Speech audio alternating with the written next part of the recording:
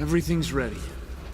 Finally, when I connect these, the world will never be the same. People will beat a path to my door. Steady. Here we go.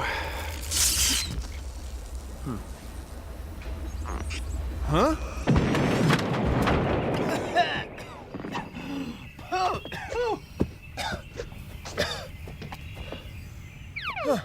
I guess it's back to the drawing board. Or maybe it's just... Bill Nye the Science Guy. Bill Nye the Science Guy. Bill Nye the Science Guy. Science rules. Bill Nye the Science Guy. Inertia is a property of matter. Bill Nye the Science Guy. T minus 7 seconds. Bill Nye the Science Guy. Brought to you by the television. If it hadn't been invented, we'd all be doing something else right now. You're watching TV, and I'm talking to a camera, and we're all wearing clothes. I'm not. Well, most of us, anyway. They're inventions. Think about it. Just about everything in the room you're sitting in, everything you handle every day, was invented by people like you and me. That's what humans do. We invent things. We've been doing it for as long as there have been humans. Without inventions, most of us couldn't survive, and our lives would be totally different. All my life, I've peeled bananas with my hands, but I had this idea. Maybe there's a better way. So here's what I'm trying to accomplish. Here's a banana, and here is a peeled banana. So how could I make that happen? Well, I thought maybe if I spun the banana. So I got this drawing together here, see? I mount the banana on a motor. Then the spin will use the banana's own weight to make it peel. And I made this machine, the spin peeler. All you do is take a banana and cut the end off, like this. Then you put the banana in here and secure it with this locking ring. This is still in development, so I wear these. Ready? Here we go. Peel. Well, I mean, there were some obvious problems. Doesn't work. See, this was too ambitious. I had too much power. It was a failure. So what I'm going to do is go back to the drawing board. See, inventing is a process. Banana. Peeled banana.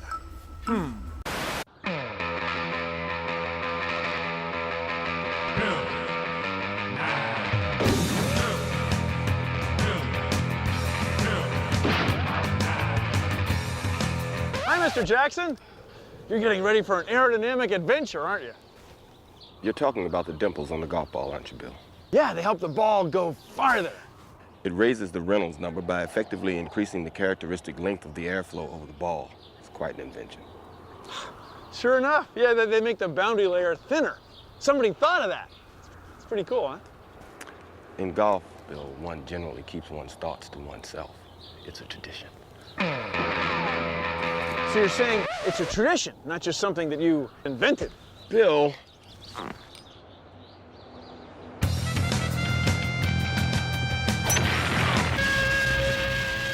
The march of progress! While at the throttle, controlling the wheels of our destiny, is a spirit encouraging ever greater progress. Efforts on farming, a way of life that is edifying and lifting.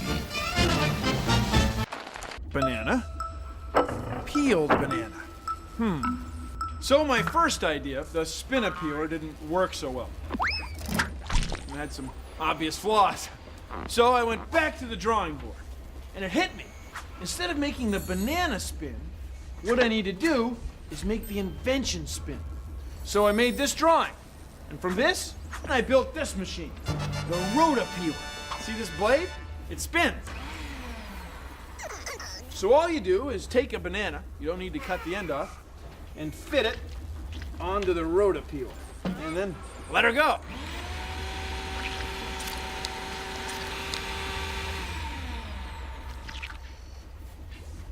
Now, I admit this might not be the kind of banana you'd want to put on your cereal. Didn't work. It was a failure. But we're getting there. See? Inventing's a process. I'm going back to the drawing board. Banana. Peeled banana.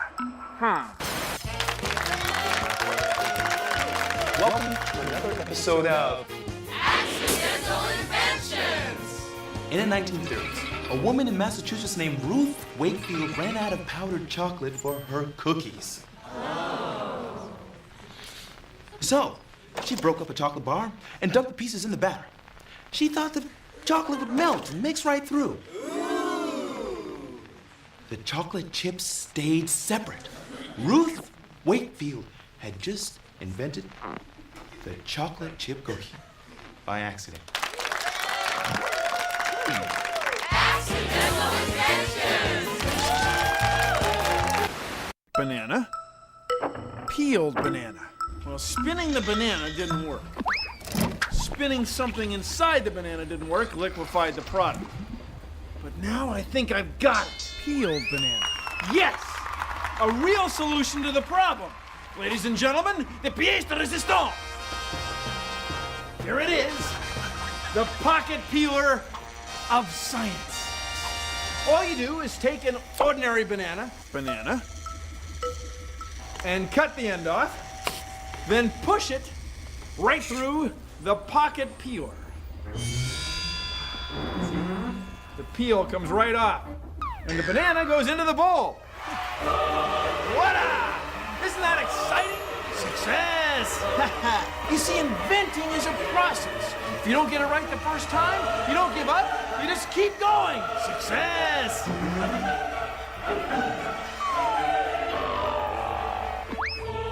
Failure. Failure.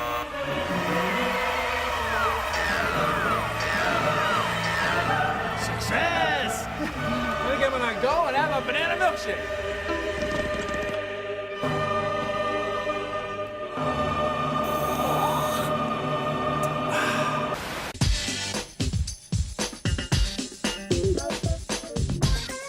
When you invent, it's really the idea that counts, not necessarily what it's made of, or even if it works.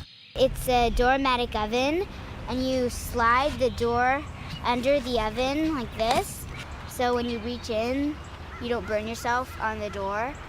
We need inventions to really solve problems. This is my invention called the Hassimeter. This has microbes in it that are especially made for eating hazardous waste. The good thing about inventing is that you can make up your own ideas and you don't have to follow anyone else's rules. This is my invention. It's a new kind of fishing hook. When the fish bite, at least one of the hooks will unhook, catching onto the fish.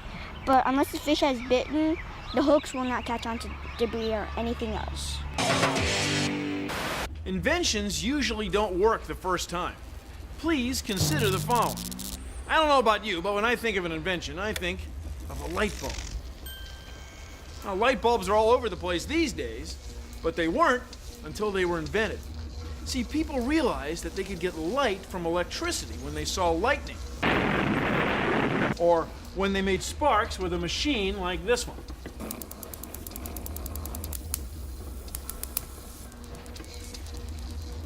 They're sparks, all right, but they're a little bit hard to control, and they're a little bit dangerous.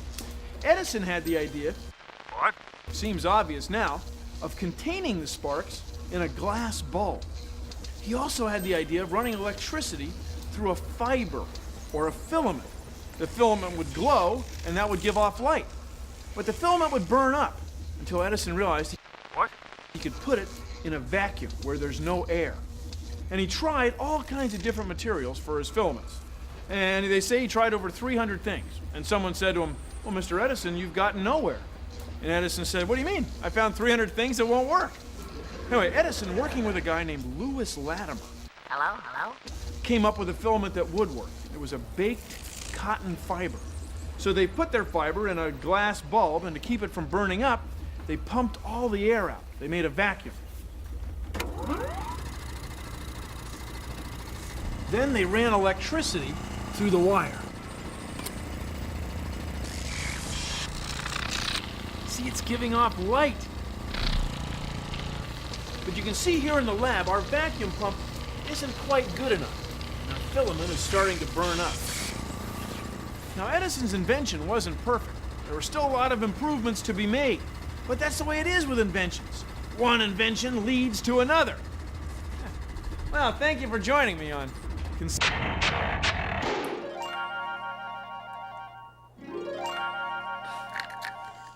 Here's a cool invention you can do at home, especially if you're interested in getting the maximum amount of bubbles per breath. Now all you have to do is cut a hole in the side of a milk carton, like this. Then get a part of a wire hanger and bend it into a crank, like this. Now thread the crank through a cork and attach some bubble rings. Pipe cleaners usually work pretty good. Now attach your crank to your milk carton using paper clips and the little fastener things.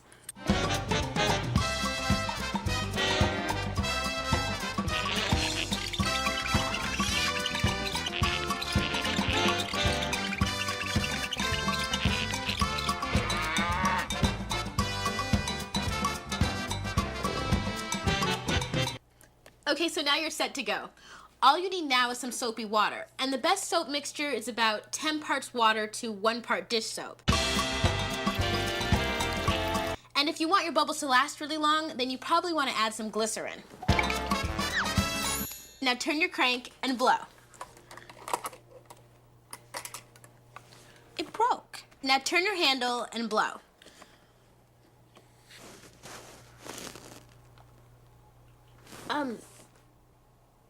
Just give me a sec. I'm gonna work on this and I'll be right back. Yeah. Okay, I got it. When you cut the hole out of the side of the carton, make sure that you leave one edge attached. Then fold the flap in half and attach it with a pipe cleaner, like this. Then poke a hole through both layers of the carton. Make sure that the straw lines up with the little bubble rings. Now blow through the straw and turn the crank.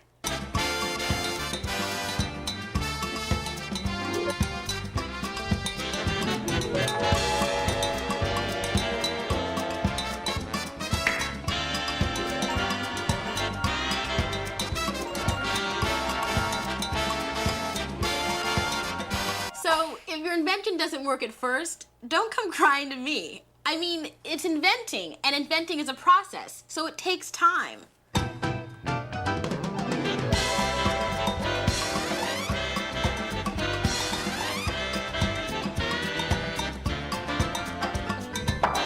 Inventors wanted to fly like birds. The first thing to figure out, how to make wings.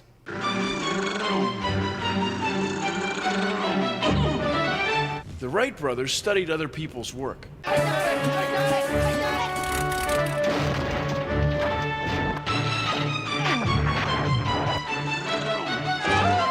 And they built a plane that could fly too, but they could also control it. For the first time, they could not only fly, they could steer. And you've got to be able to do that.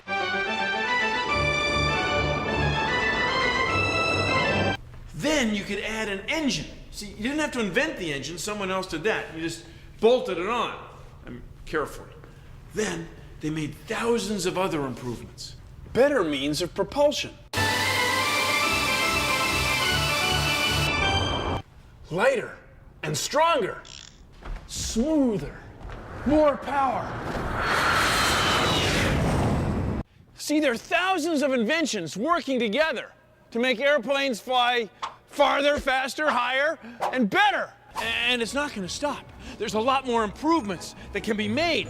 Thousands, maybe hundreds of thousands of inventions yet to come. And things will be new and cool. Maybe you'll be the inventor that comes up with a whole new way to fly.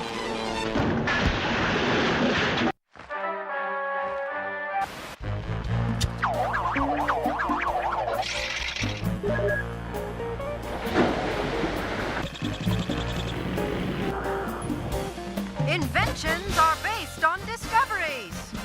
Discovery! Round objects roll downhill. Invention! The wheel.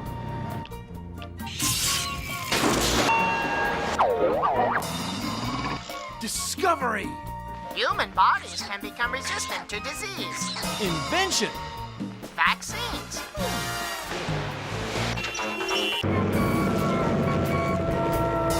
Discovery. Evaporating liquids cool things off. Invention. The refrigerator. Discovery. Some radio waves make water get warm. Invention. The microwave oven. Discovery. An evacuated cylinder allows liquids to be influenced by barometric pressure. Invention. The drinking straw! The remote control.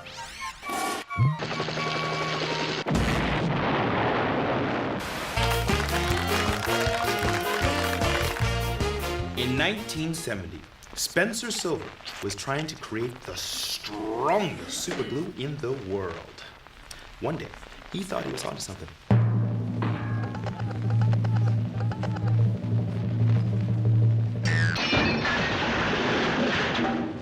You see, Spencer Silver had unknowingly invented the glue for the sticky note.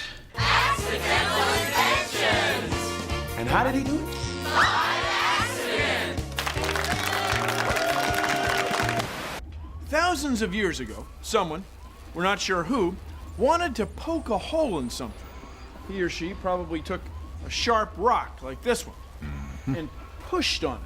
That's got to be effective. Maybe to push on it harder, they might have used a hammer. Well, about 3,000 years ago, people discovered that twisting the sharp edge made it much more effective as a drill. So we came up with ways to make the sharp edge twist fast, like this. Yeah. And then they came up with ways to make it twist really fast.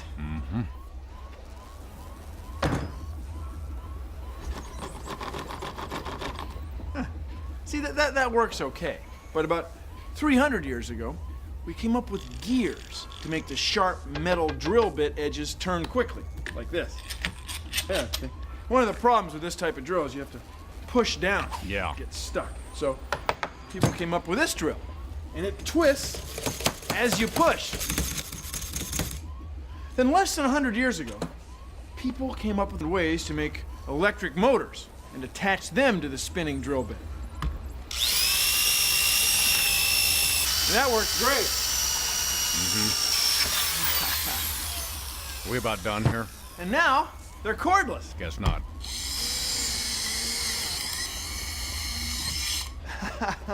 So, the various shapes of drill bits and the way to power them have changed a lot over the centuries. But the basic idea of the invention is the same, a twisting sharp edge. Now they work great.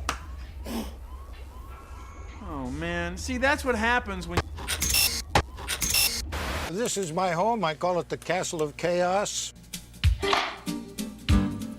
Inventions really shape our lives in many cases. I've retrofitted this keyboard. All these key switches are with my thumbs. I can get my work done while I'm exercising.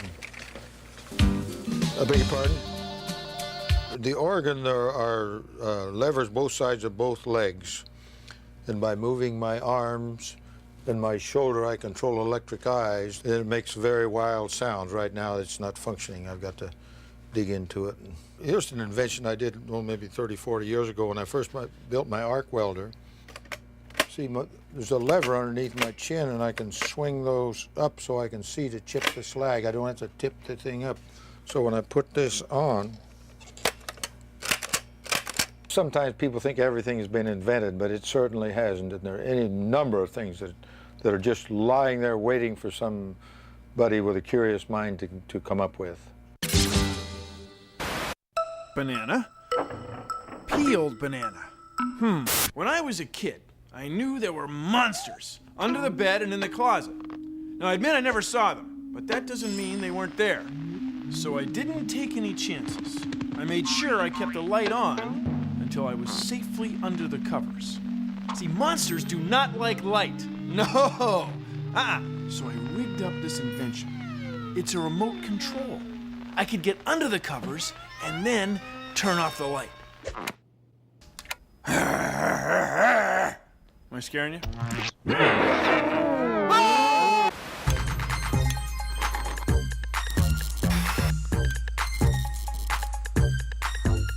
Party people in the house, I'm here to rock and rap on the microphone. And welcome everybody to come to the Invention Zone. The Invention Zone is a state of mind where your thinking gets creative.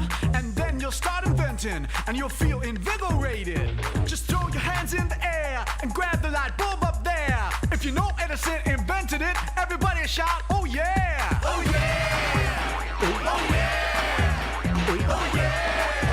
Oh yeah! And maybe you are wondering who invented the telephone. It's Alexander Graham Bell. His name is very well known. So next time you are in a jam with a problem all your own, then you might want to take a trip into the Invention Zone.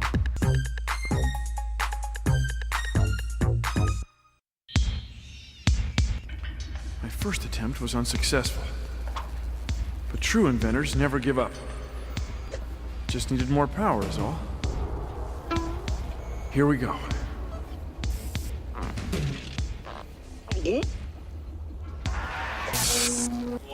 Oh.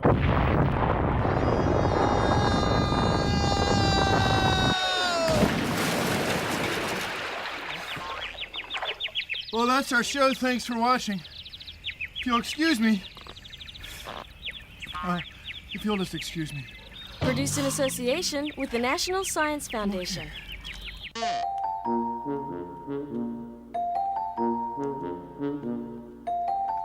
2,000 years ago, the Romans used small sticks to clean their teeth. About 900 years ago, the Chinese invented a toothbrush with bristles made from hair. But inventors didn't stop there. No way. Now we have toothbrushes with soft nylon bristles, and we even invented some that are bent so that it's easier to reach our back teeth. Check out this invention. See, monsters do not like light. No! Also, as you probably know, monsters can't get you once you're under the covers. That is a fact. So, I rigged up this invention.